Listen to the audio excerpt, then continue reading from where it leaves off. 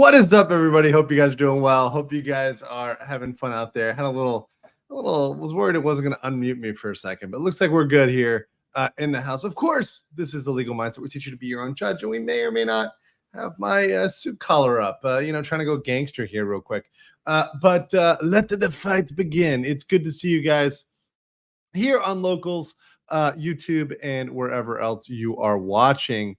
And we are, of course, as always, we are live. So this is a live broadcast. And I want to say a special shout out to all the members in the chat today. Bella Stella, 3 Beers, Graham Rasha, Popcorn Power, Super 23 Super, Danielle. Let's see who else we got here. Steve C. All you guys who are here early.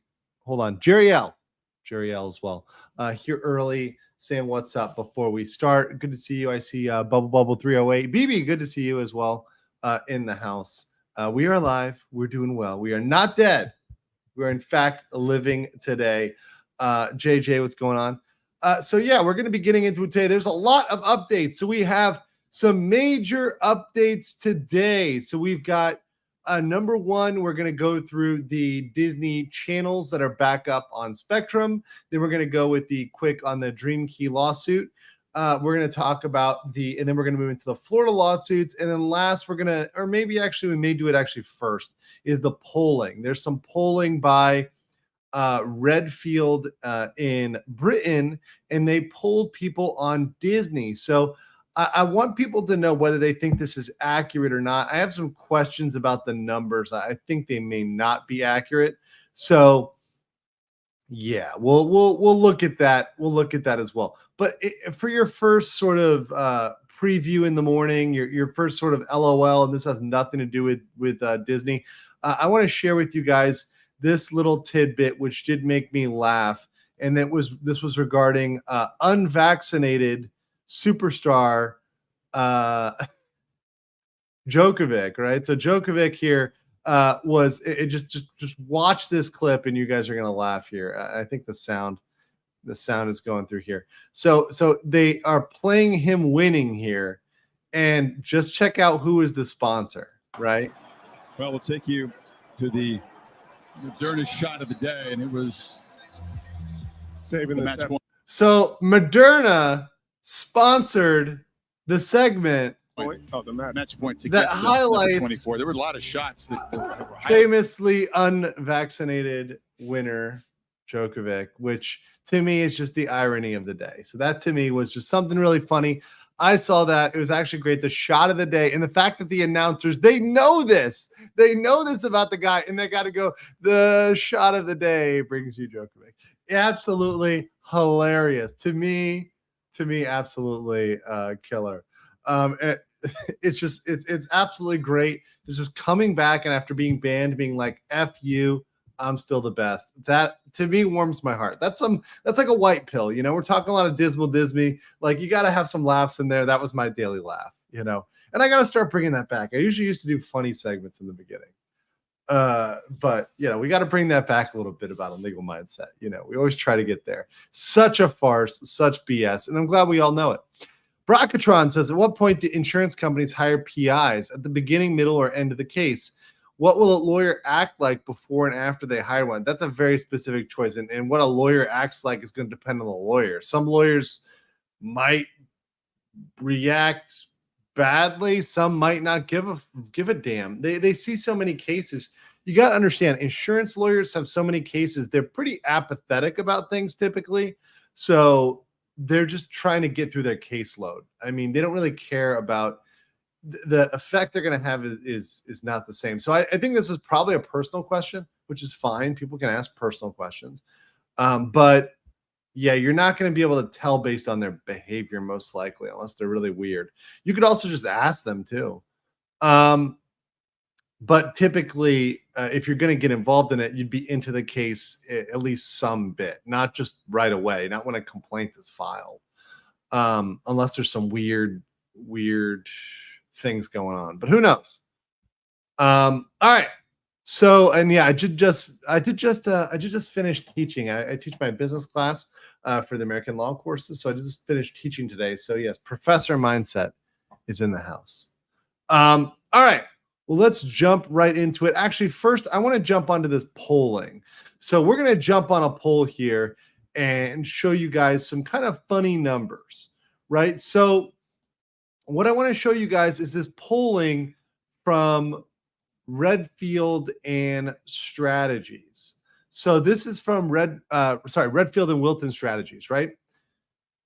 So, and I'll move myself down here. This is all about approval, disapproval, typical public polling on different issues. So this was a poll where people said, according to this poll, which once again, 777 females, 723 males, allegedly a lot of millennials, by far more millennials than anything else, almost 600 millennials.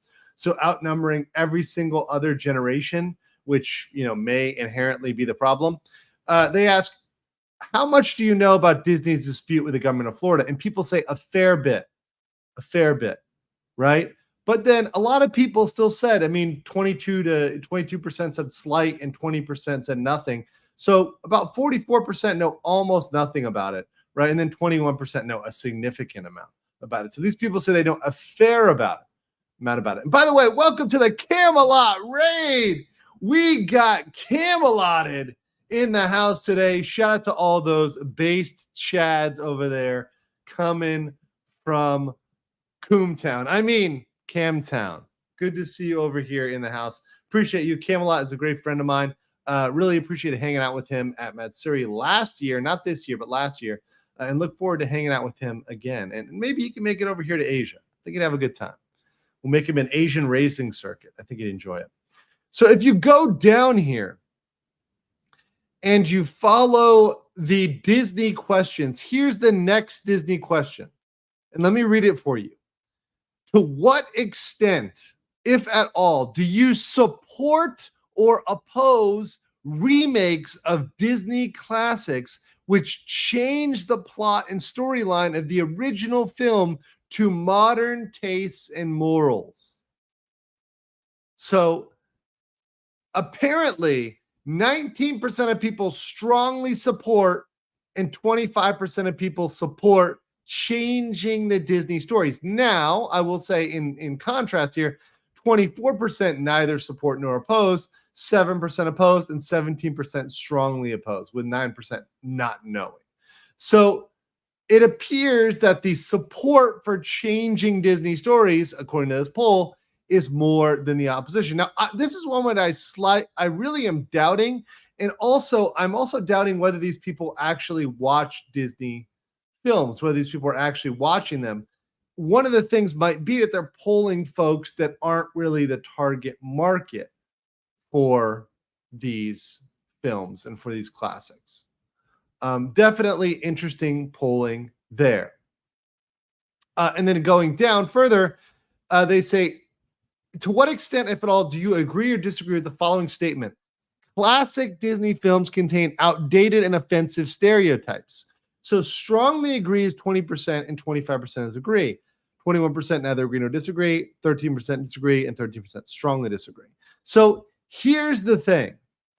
I think this is where Rachel Zegler got her PR advice, okay? I think Rachel Zegler was looking at this poll right here. I think this is the poll that Rachel Zegler climbed up on. Probably not the first one in her life or the last one. But she was probably relying on this, saying, hey, look, my PR people said that these stereotypes are outdated. So I'm going to climb up that because that's current thing. That's popular thing, is to say that. So she climbed on this poll here. And then this is actually the last one on Disney, which is interesting, says, do you think Disney should remake classic films or focus on telling new stories? Now, in this, they do agree that Disney should focus on telling new stories. So 36% says new stories, not remaking or doing both. They actually, remaking is the lowest vote. They think they should focus on new stories. So this is probably the only one I'm not questioning because I would agree with this. And maybe it's my confirmation bias, right? But these two, I am really doubting these results that they say that the stereotypes are outdated and that they need to remake them. I don't know. What do you guys think? Do you think this is a BS poll? Whatever. This is commissioned by Redfield and Wilton Strategies. So Redfield and Wilton Strategies. Now, it's interesting. I tried to find out whether they were biased. I couldn't find anything on their bias other than an article, which was interesting. It was in the UK. And of course, you guys know the UK is so much softer on things. The UK got mad at them for saying they did a poll where they asked whether transgenderism was an important political issue. And they were mad because like transgenderism isn't a political issue. It's gender recognition. I'm like, okay, so now you're using language which favors your side, right?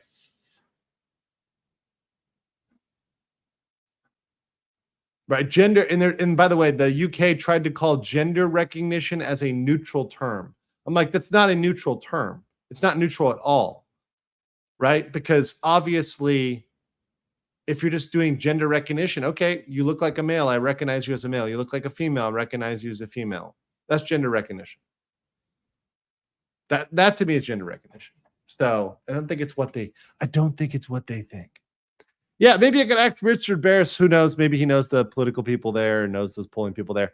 It's just very interesting point of conversation to start out with, that a lot of these polls, and which is why I keep my ear to the ground, because you also have to look at who they're polling, what the breakdown is they're polling, more, what the demographics are, where they're polling people.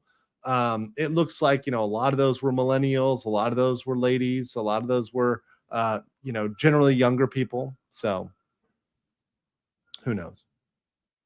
They also could be politically, they said who did you vote for in the past? But the majority of them were on the Biden side, which I think tells you enough.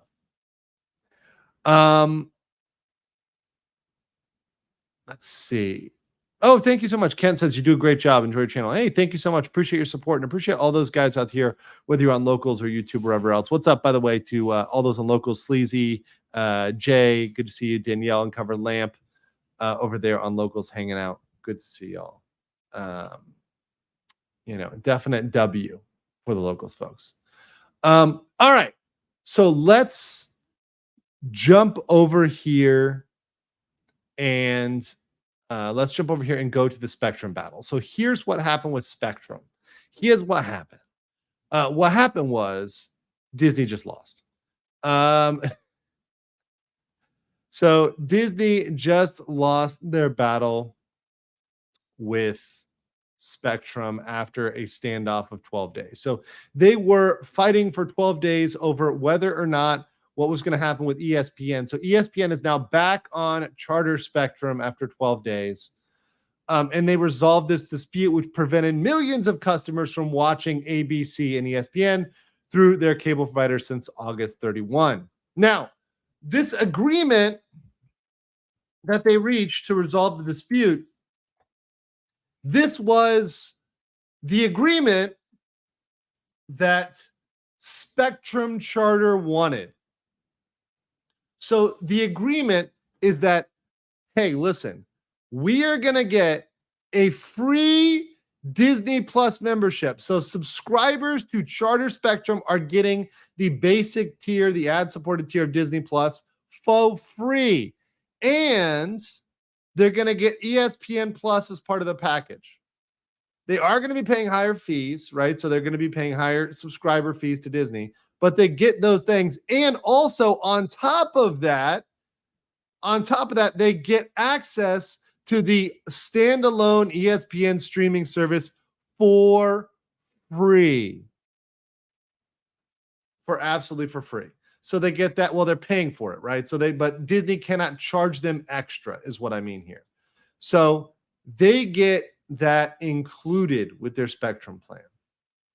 So all of these people that Disney was hoping to hold, remember, Disney's strategy was to siphon people off into the standalone ESPN streaming service. Now, all those people they wanted to siphon off are saying, well, I already have cable and that comes with streaming, so I'm not going to buy their streaming. So the selling point for ESPN just took a nosedive. ESPN was hoping to take a win here by siphoning off people, making making Spectrum Charter pay more, and being able to also double dip by getting ESPN streaming subscribers. They're not going to be able to do that. Now, of course, I will say this, and this is a good point. This is kind of Spectrum and Charter. They are paying more. They're paying more in fees, right? So this is why I think people are moving away in general from cable, right? So it's kind of in a way going to be a lose-lose, because I think people are going to migrate more and more against cable. But what it does is it's a loss for Disney in their plan to push ESPN. This is why it can be a lose-lose, but it's still a lose for Disney, right? It doesn't turn into a win. X-Wing says, just came for a kiss on the cheek. Hope that suits. Wool, love you. Okay, well, appreciate you, X-Wing. Appreciate you swooping in over here. Don't kiss dudes on the cheek, but unless they're my Francophone family. But this suit is wool. Because I'm inside and the AC is on. But good to see people in the chat. Good to see Steve Gosney in the chat. The Goz hanging out in the chat. All right, so I think this is a huge loss here. And here we go. It also seems that Charter customers having access to ad-supported versions of Disney was a point of contention between the companies before they finally reached a deal. In the meantime, Disney started offering Hulu plus live TV at a discounted rate of $50 a month for 3 months, the usual rate of $70 ahead of the price increase in October. So they're trying to really shill Hulu as they go to buy Hulu. So as they go to buy in on Hulu, they're shilling it here because they're trying to pump it, because they know they're going to have to buy it in a month or at the end of the month. Shout out to Camelot, who says 5 for me and 10 for Andrew. Seriously, X-Wing? Listen, man, real recognizes real, Camelot. Hey, Camelot, stop threatening to great people on Twitter, and maybe you'll be banned less. Okay, homie? Love you. X-Wing says, Legal just texted me and said he'd take off his shirt for $200. 200. I mean, the suit for 200, I'll give you the suit. The shirt is definitely Locals exclusive. That's Locals exclusive premium content. I'm not Camelot. I don't cheap out for one pink boy. I'm not going there. All right. So you've got this deal inked as of date between Charter and Disney, which means subscribers have access to the 19 networks, including ABC, Disney Channel, FX, and Nat Geo.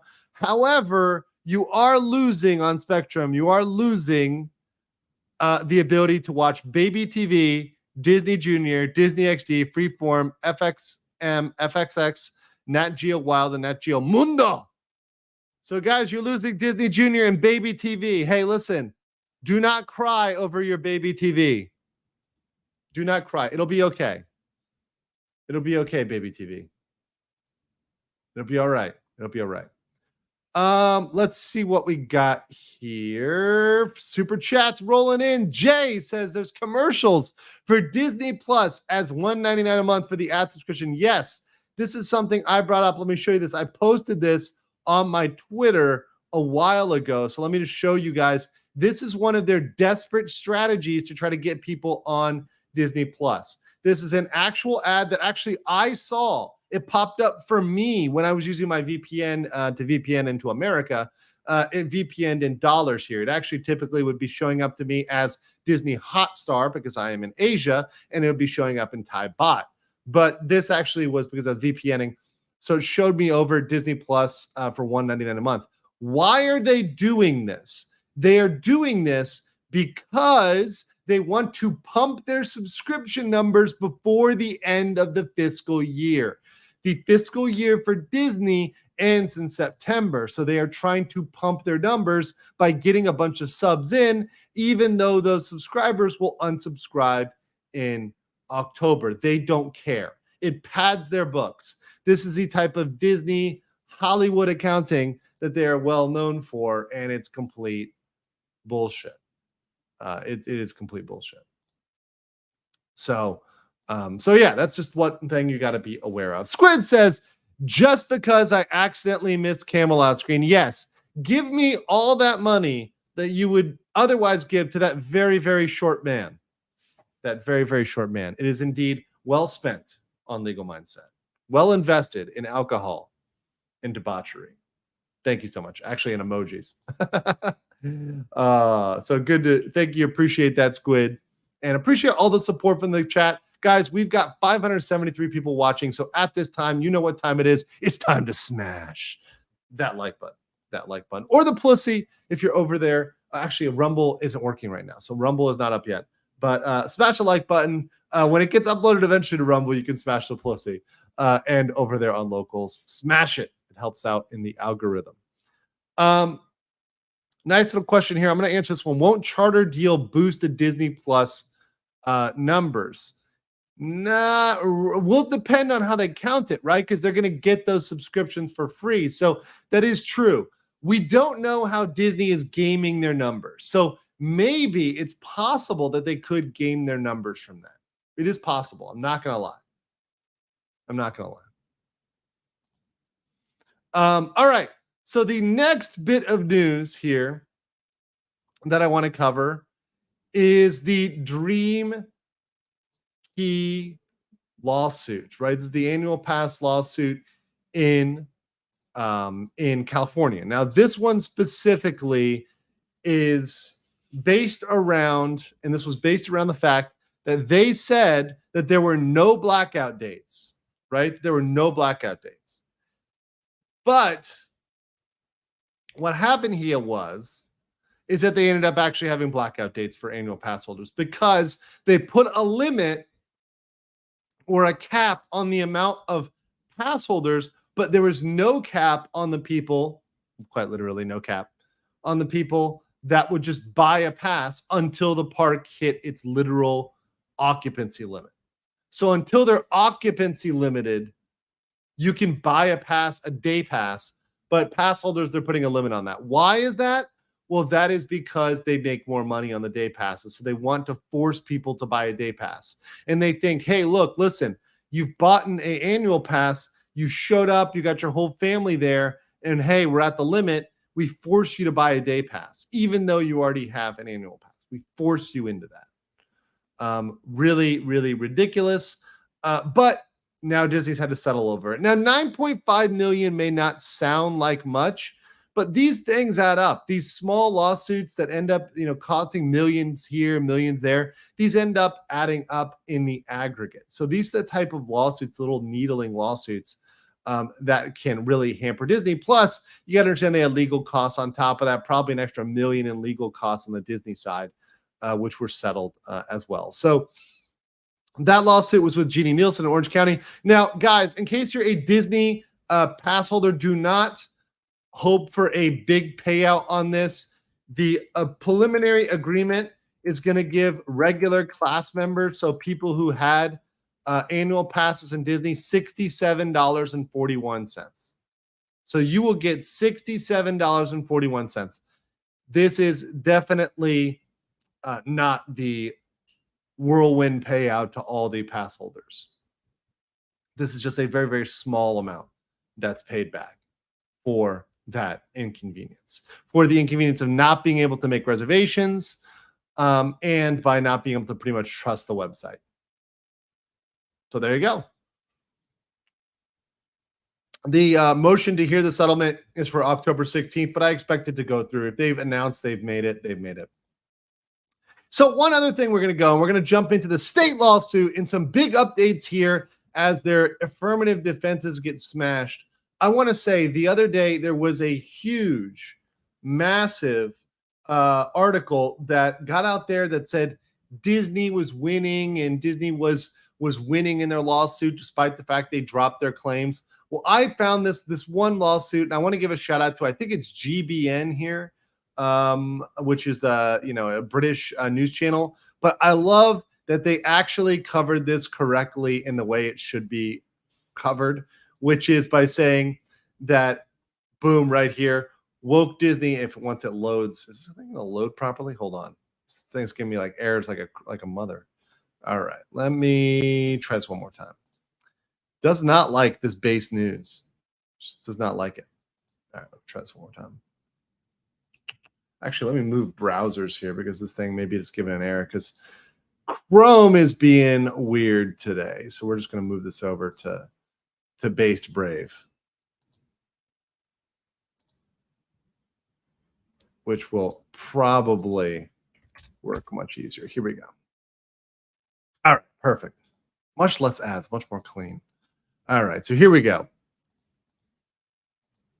So you have the capitulation of woke Disney in the free speech lawsuit against DeSantis. This is much better coverage, and this is much more accurate to what happened. So I'm very glad they covered it accurately, saying Disney has removed a huge part of its lawsuit against Florida Governor Ron DeSantis to focus on its First Amendment claims, which the company alleged were violated. The Walt Disney Corporation asked to drop its other claims in the case and filed an amended complaint.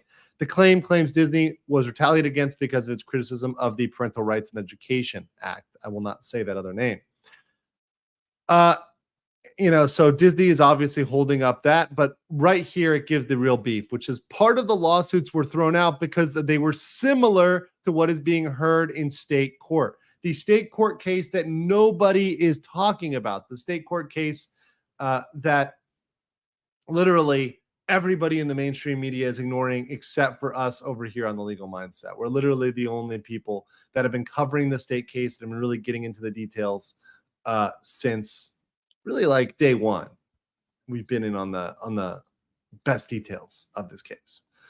So we're going to jump over here, and I'm going to jump over and try to get into showing you guys some new official documents. So these are new filings. These were filed a couple days ago in the Florida case. So this is the state case, and these are brand new. So nobody has examined these, and no other channel, by the way. I have looked around. No other channel has talked about these. Once again, your boy on Legal Mindset is the only one covering this play by play, move by move, filing by filing, filed on the 6th of September. But nobody's really checked this out. And these are the replies to the affirmative defenses. So this is Florida. This is the state getting back at, or really the district, the Central Florida Tourism Oversight District, getting back at Disney. And their response to Disney is hilarious. So watch this. They reply to all affirmative defenses. So an affirmative defense, so Disney had a bunch of affirmative defenses. An affirmative defense says, essentially, I did it, so. It's like saying, I did it, and what? It's like, and what you gonna do? Like, think about self-defense. Self-defense is the quintessential, the easiest to understand affirmative defense. In self-defense, what are you saying? You are saying, I shot him, and what? Now, you're not saying it in court just like that. You're obviously trying to show you were scared, in fear of your life. You have contrition, right? But you're pretty much saying, I did kill him. You're admitting to saying, I killed him. I caused his death. I shot that dude. But I did it for a reason, and an illegal reason.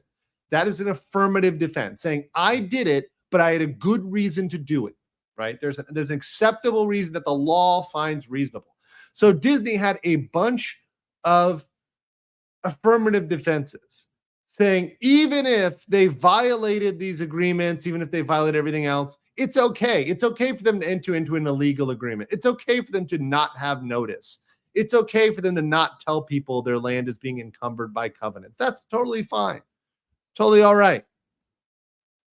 I shot the sheriff, but I did not shoot the deputy. That's not an affirmative defense, right? Like, not shooting the deputy is not an affirmative defense. I like that. I killed Star Wars. What are you going to do about it? What are you going to do about it? That's Kathleen Kennedy. By the way, I think I've done that trial. I think I've done that trial of Star Wars for absolute killing it on film threat. That was kind of fun, by the way. So here we go. The reply to all affirmative defenses, and I'm going to translate a little bit from legalese to English. So the district, that is a CFTOD, denies that any of Disney's affirmative defenses are viable. So big oof there. Of course, they've got to do that. They've got to deny all of them. Additionally, the district files this reply in avoidance of those affirmative defenses identified below. In so doing, the district does not assume any burden of proof it would not otherwise bear.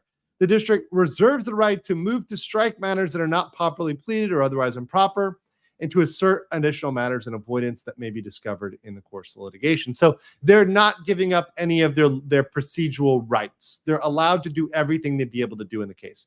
So right here we start off, and this is great. I love this. Guys, highlight this. Get out your highlighters, get out your crayons.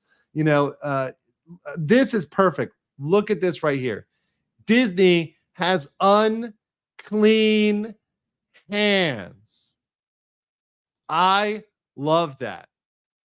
Unclean hand. Now, that is a legal principle, but it's an important legal principle, right? It's a very important legal principle of unclean hands, which means that Disney cannot raise a defense because they've been dirty dealing, right?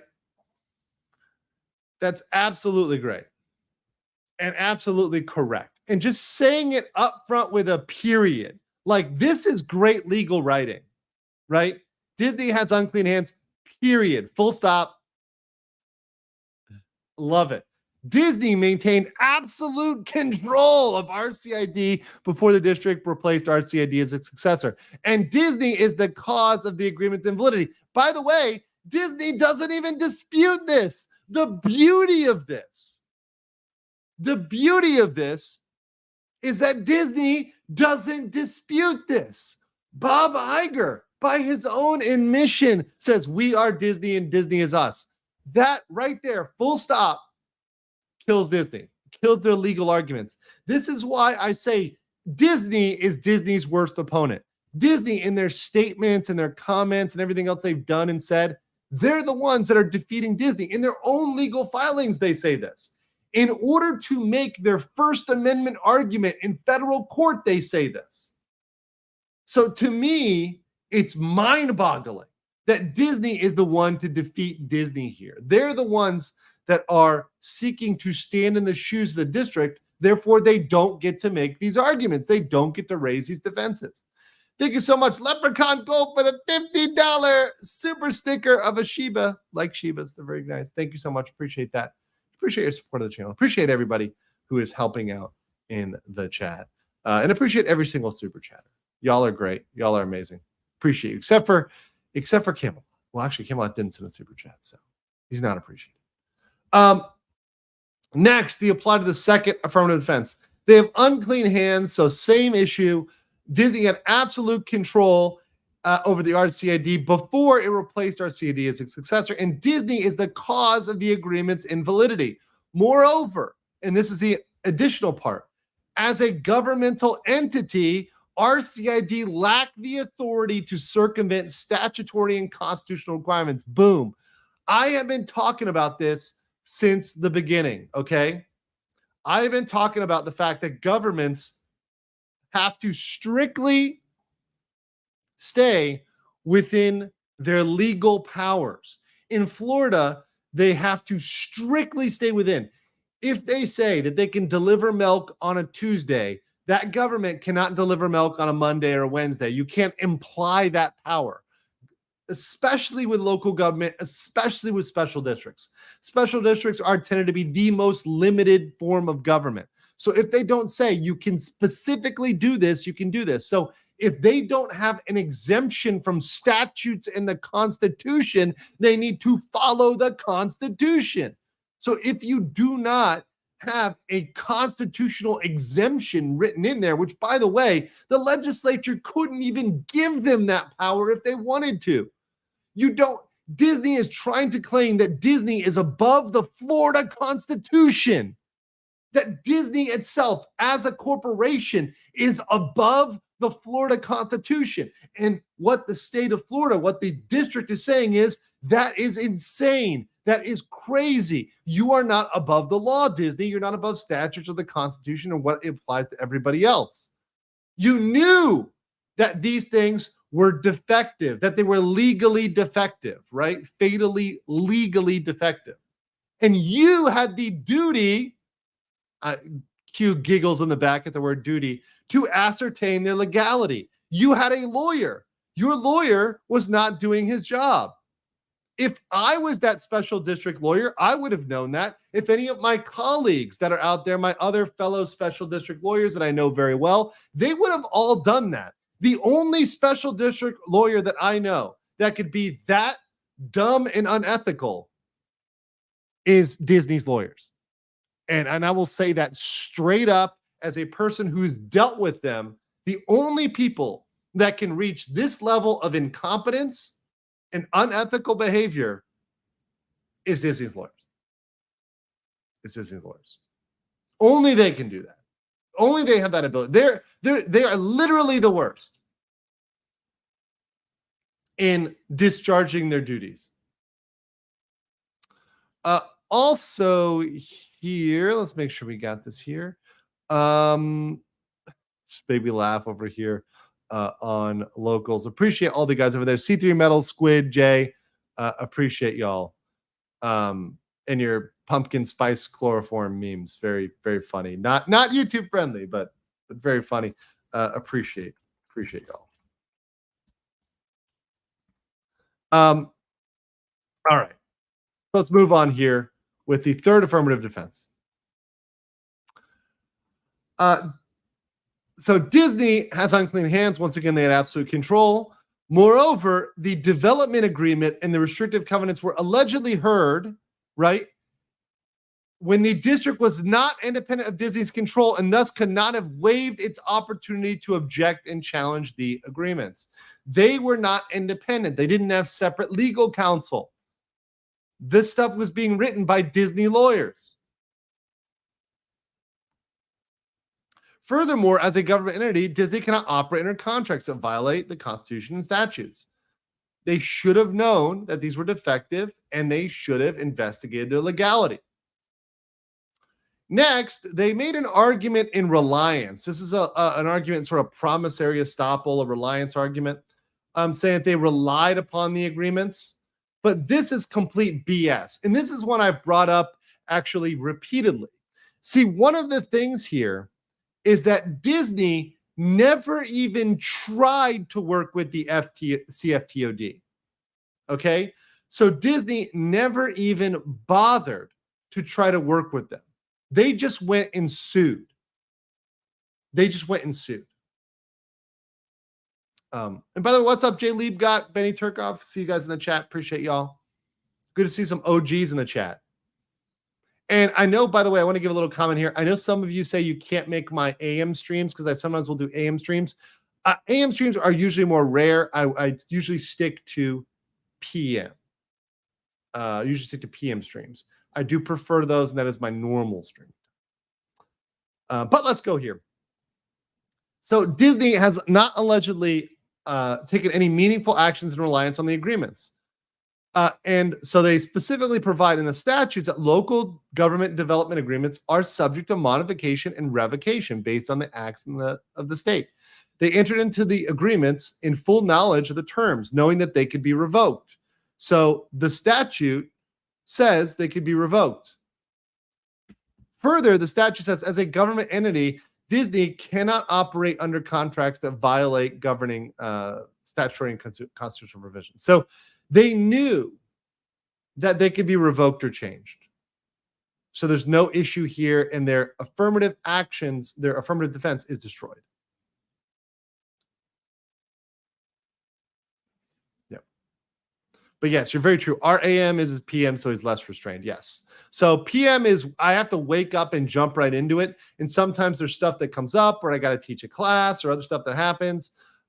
It's sometimes very difficult. That's why the AM is also useful when I just can't get to the news stories right away when I wake up. Fifth affirmative defense.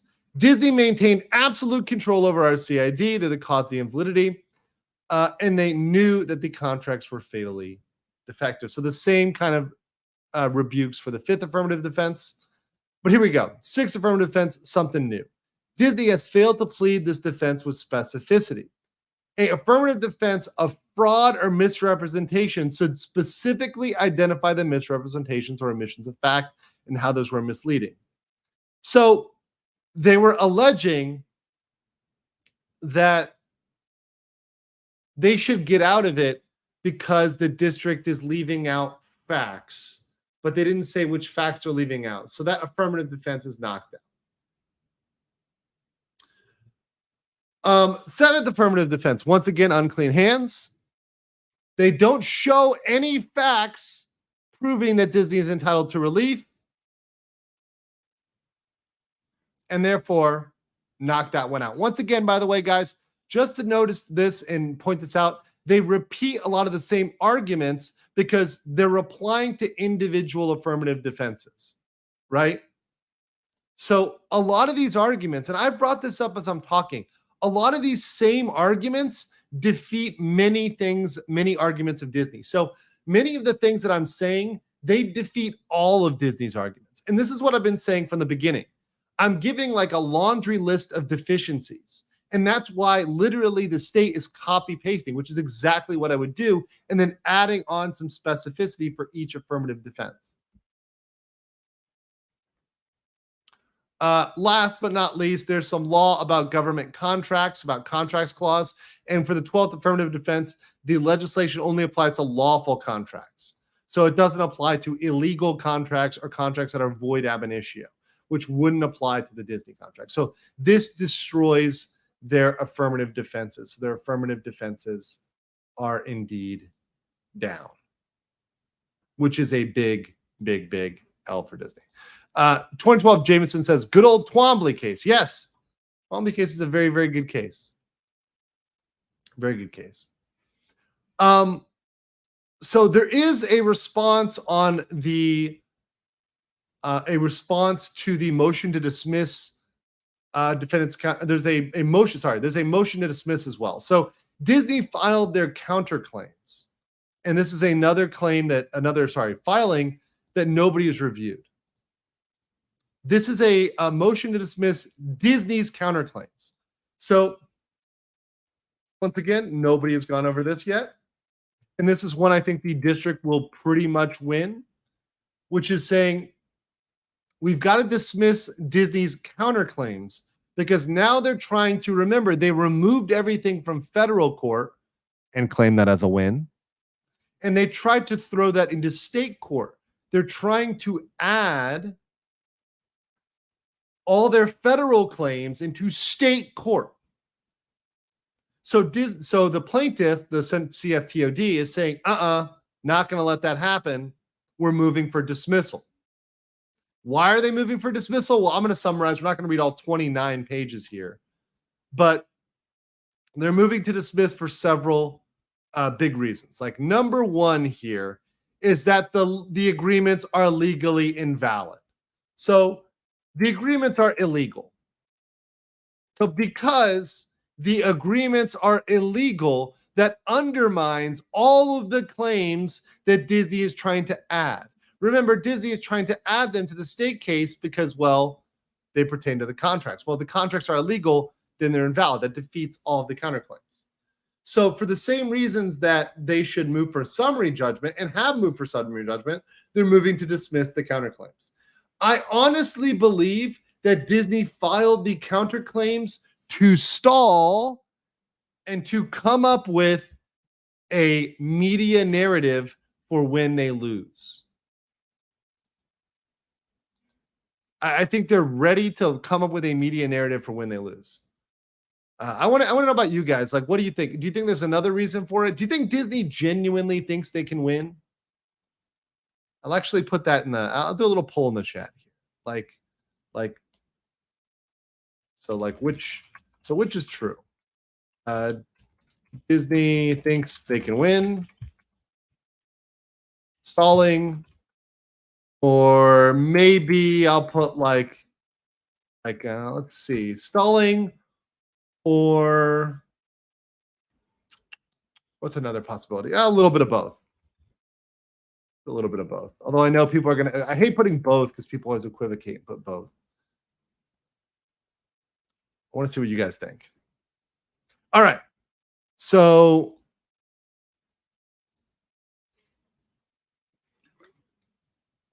the district's predecessor,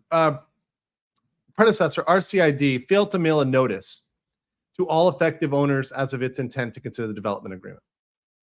So they failed to give notice. These are all the reasons in the motion for summary judgment that are void ab initio and that are still pending. So this summary judgment motion may actually be ruled on in the next 30 to 60 days.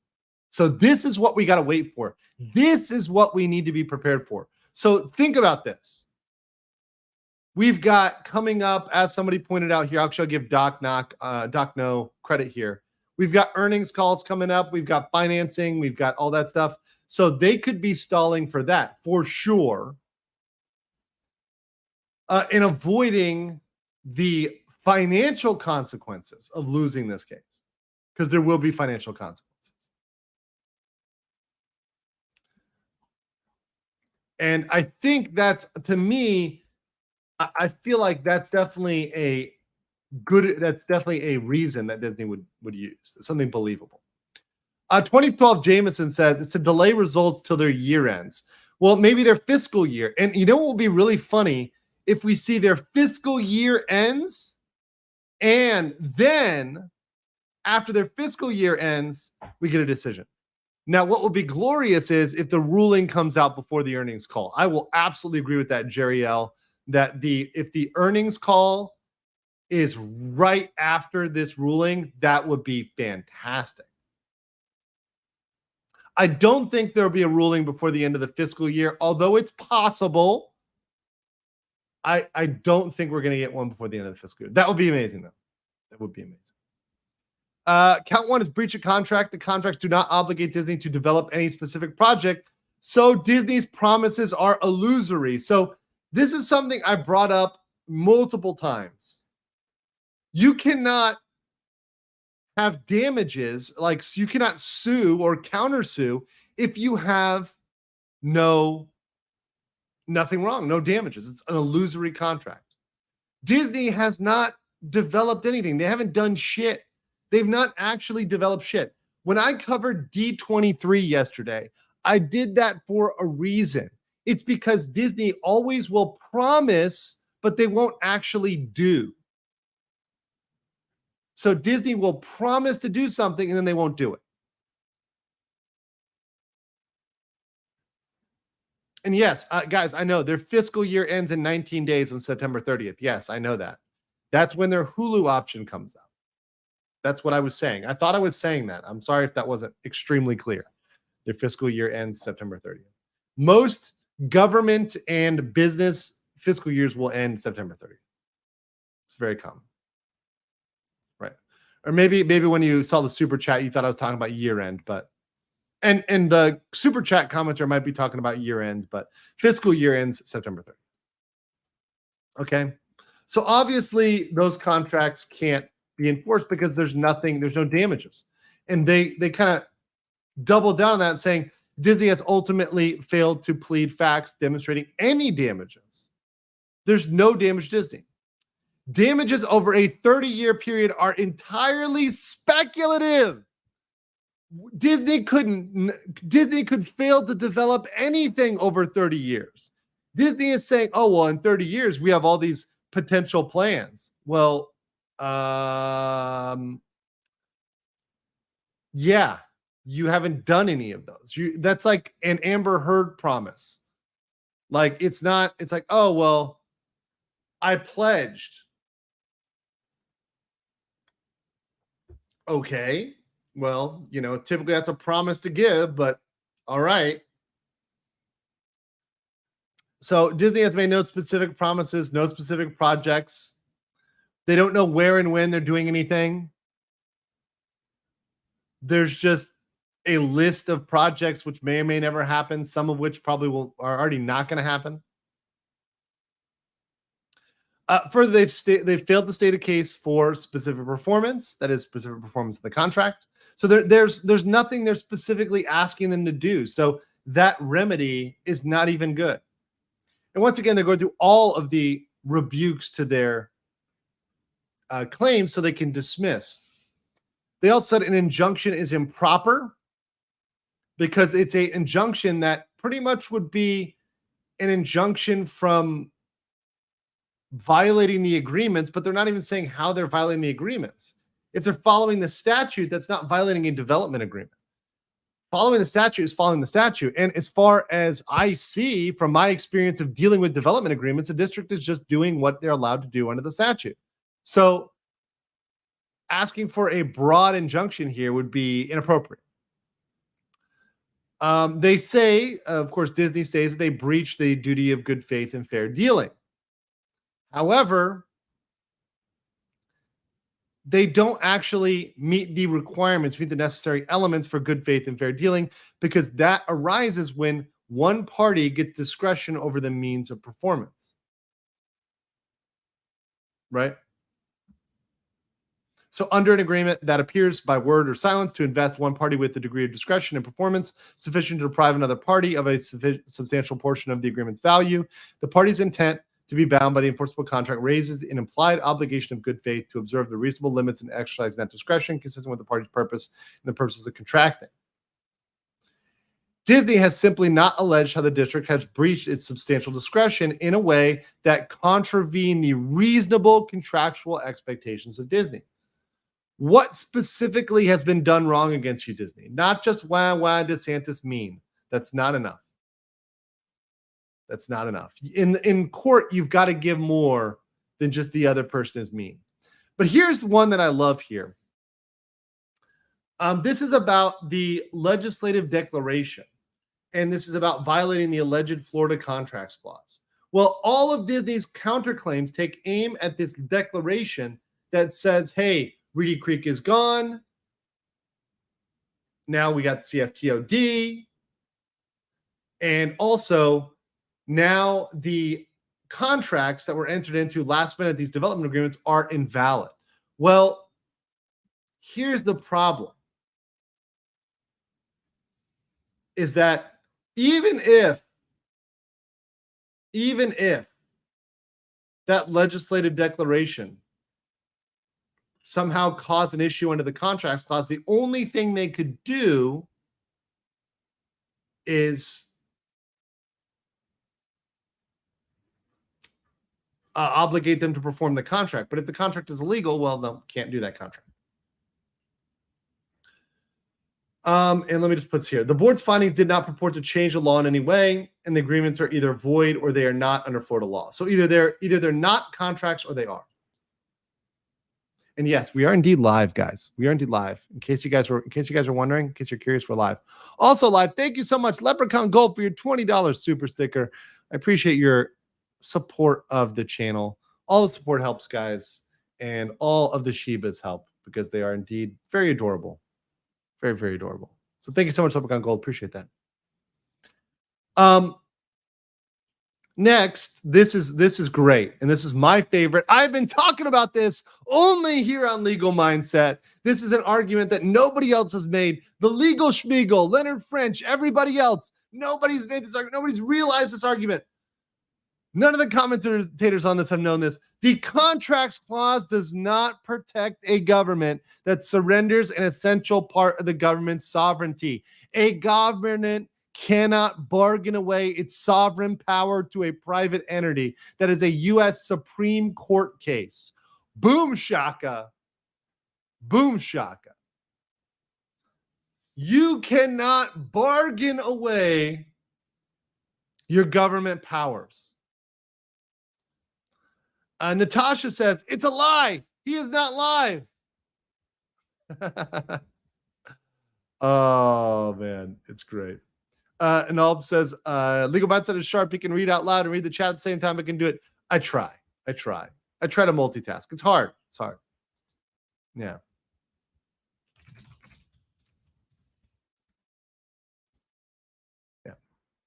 Hold up one hand. Two hands for the surrender. So yes, that's one I've been harping on for a while. Governments can't bargain away their powers. And their challenge to the bill fails because the agreements are ineffective, because the agreements are invalid.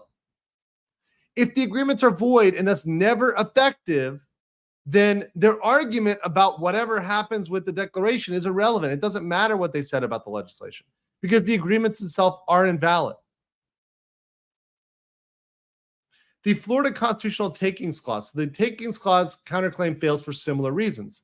While valid contracts can sometimes, not always, but sometimes a valid contract can be property, an invalid contract is never property. You can't take away something that's void. And that's very clearly established law in both U.S. courts and in Florida courts.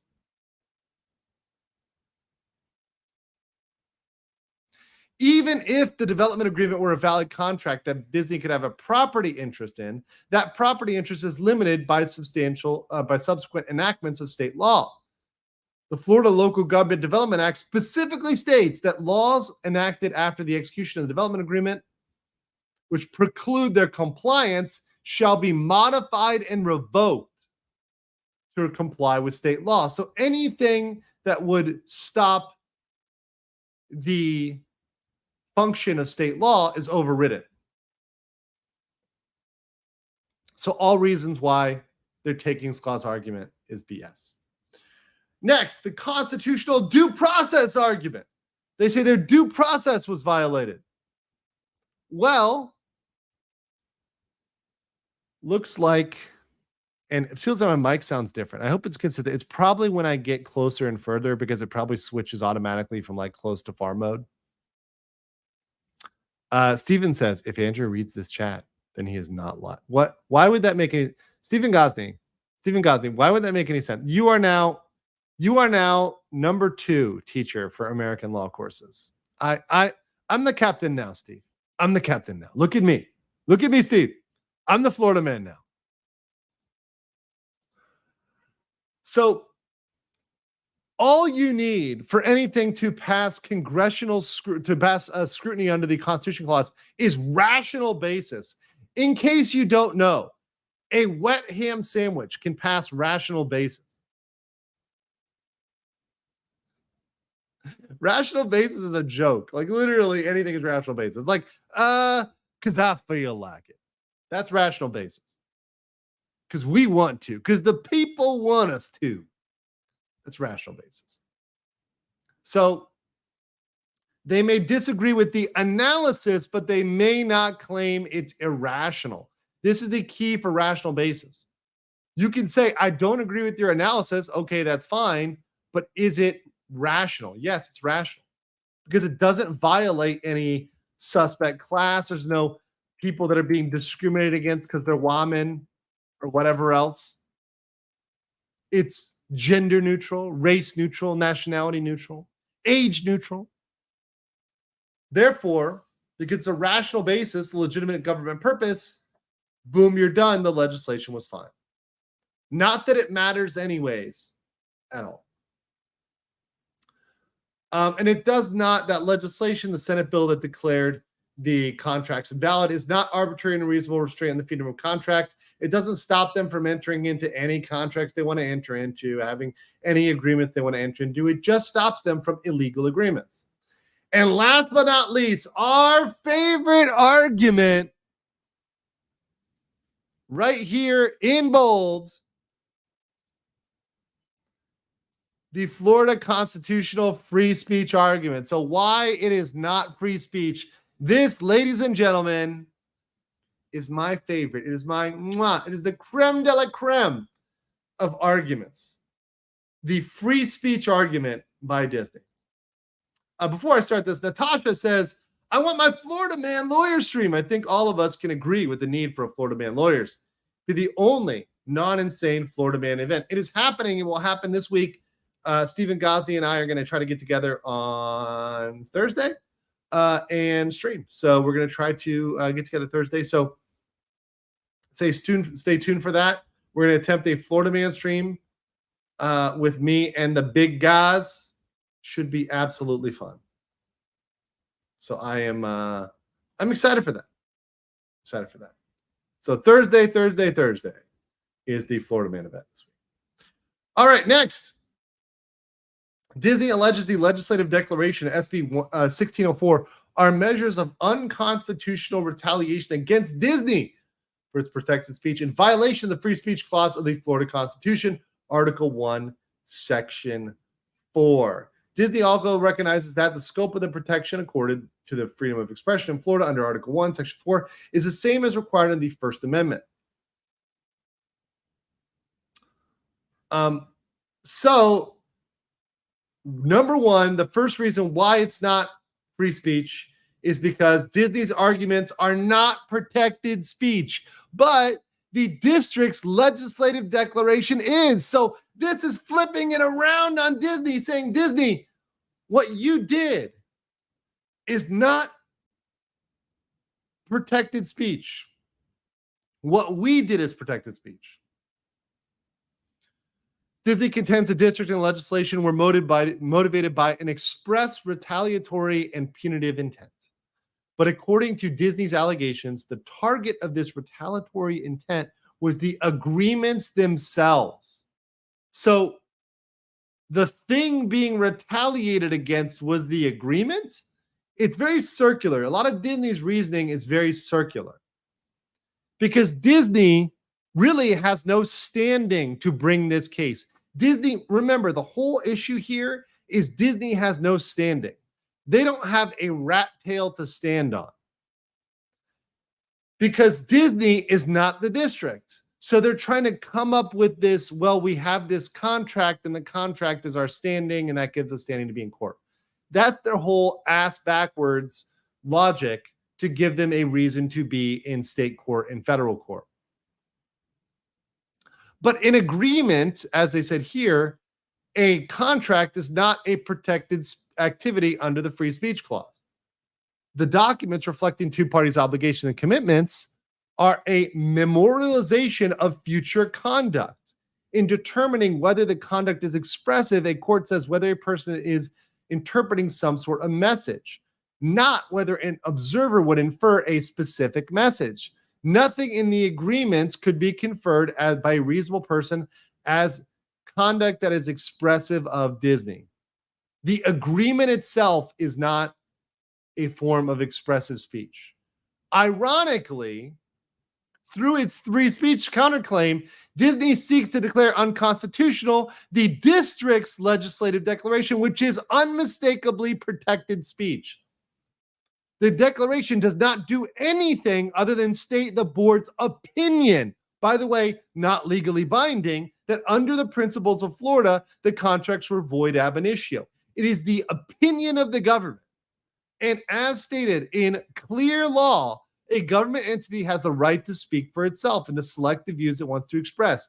Disney wants to stifle government speech. So indeed, Disney is the one that is suppressing free speech. And this is what have I been saying since Jump Street. Disney is the one suppressing free speech. They're suppressing the lawful free speech of the people of Florida through the district, which was elected by the legislature, and the Florida legislature itself. Disney wants to stifle the free speech of the people speaking through their representative. That's what's up. That's the true violation of free speech in this case. I love Grant Rosh saying, I'm not a lawyer, but I think it could defeat Disney's lawyers in court. This is a state case, so this is state law. But remember, state law includes all federal law. State law includes all federal law. And you know what's funny, guys? This whole argument we make about Disney stifling the government's free speech, stifling the state's free speech, the people's free speech, nobody's making this argument. The mainstream media doesn't want to make this argument because they're too busy with the pixie dust in their mouth and every other orifice that's available to go out here and stand for real free speech.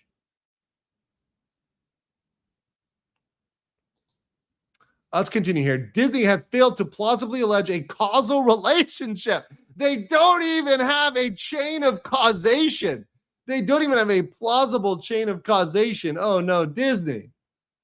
The only protected speech Disney alleges are public statements on House Bill 1557. Well, here's the problem. It was not until April or May of 2023 that the district and legislature adopted the legislative declaration, SB 1604. So these damages, right, occurred way after Disney's alleged protected speech. So there's no chain of causation between March 2022 and April and May of 2023, a full year, more than a year later. It doesn't follow that one thing caused the other. Necessarily, right? Disney has alleged no other facts tending to show causation between its public speech on March 22nd and the actions of the district and legislature. It's a conspiracy theory. I love this. I love this. This is a great framing. Disney's conspiracy theory about a climate of escalating retaliation against Disney by the Florida government is not supported by any facts that could tie into the district and the legislature's action. That's nice. I love that. Calling them conspiracy theorists is great. This court need not accept Disney's bald conclusion. I like it. Bald conclusion. Love bald conclusions.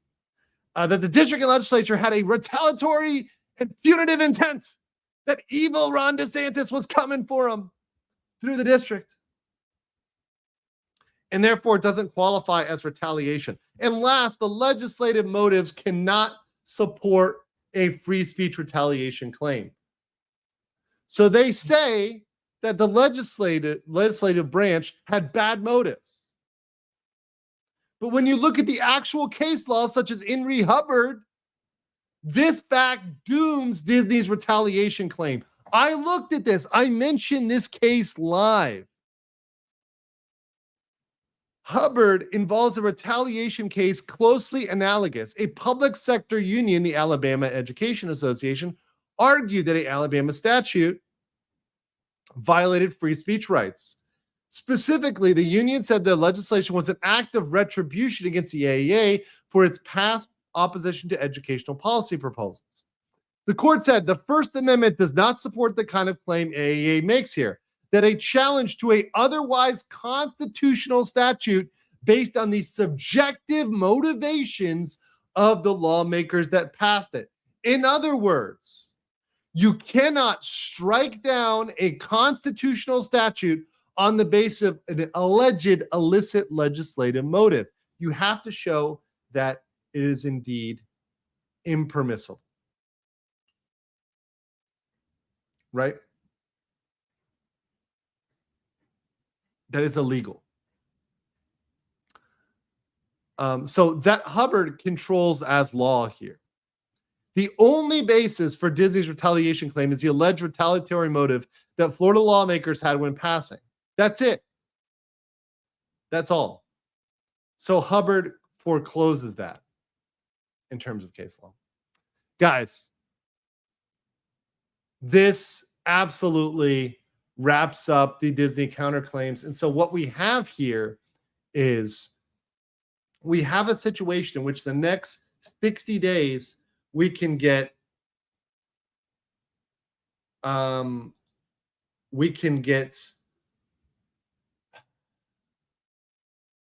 ruling in this case, and definitely in the federal case as well. So the federal case, we have a motion to dismiss. So there's one thing left, and that thing is set for dismissal. So we may see that dismissal in the next 30, 60 days.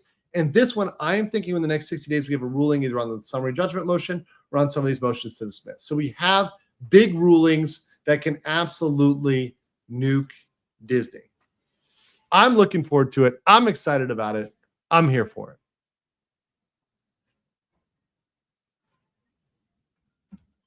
$100%.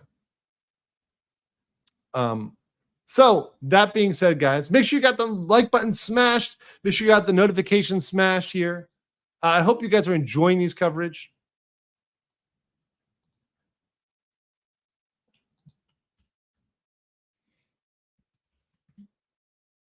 Yeah, and enjoying all of this coverage step by step. I know some people will say, hey, This seems like a lot of the same stuff, but guess what? This is a glorious, as Anal said, a glorious dumpster fire, and it is great to watch some of the worst lawyering I've seen in my entire life.